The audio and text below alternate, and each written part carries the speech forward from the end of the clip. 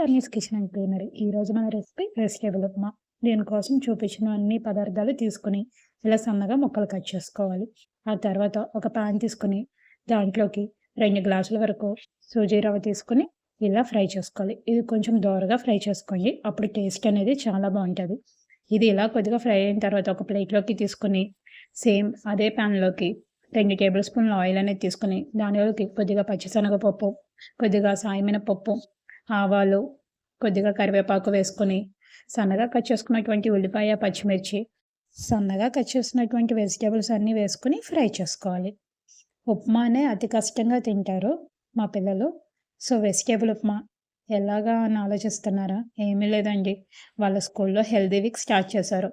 So menu కూడా వాళ్ళే ఇచ్చేస్తారు. ఒకరోజు వెజిటేబుల్ ఉప్మా చేసుకురమ్మన్నారు.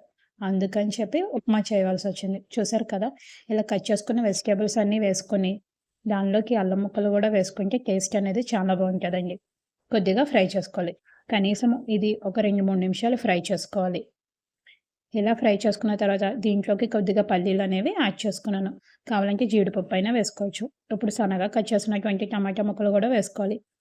ఉప్మాలోకి నేను కలర్ అనేది యాడ్ చేయను, సో అందుకని పసుపు అనేది వేసుకున్నాను. ఇలా బాగా ఫ్రై అయిన తర్వాత కాచినటువంటి వాటర్ అనేది వేసుకోవాలి. 1కి 2 చొప్పున తీసుకున్నానండి. ఇక్కడ నేను 4 గ్లాస్ వాటర్ అనేది తీసుకొని దాంట్లోకి రాళ్ళ ఉప్పు అనేది రుచికి సరిపడా యాడ్ చేసుకోవాలి. ఇప్పుడు దీంట్లోకి గ్రీన్ పీస్ అనేవి కూడా యాడ్ చేసుకున్నాను. ఇలా యాడ్ చేసుకుని కనీసం ఒక 5 మినిట్స్ మూత పెట్టుకుంటే మనకి వాటర్ బాగా కాగుతాయి. ఇలా కాగిన తర్వాత ముందుగా ఫ్రై చేసుకున్నటువంటి రవ్వని ఉండలు కట్టకుండా ఈ విధంగా పోస్తూ కలుపుకోవాలి. నాకు తెలిసి నేను చదువుకునేటప్పుడు ఇలా హెల్దీ వీక్స్, కలర్ డేస్ ఏమీ లేవండి.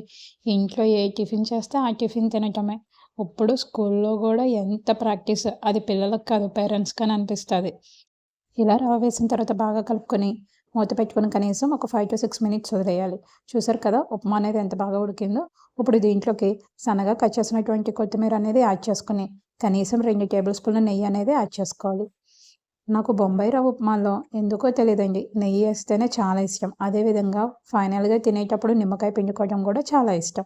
ఒకసారి ట్రై చేసి ఇంకెందుకు ఆలస్యం, please subscribe my YouTube channel, like, share and comment also. Thank you all.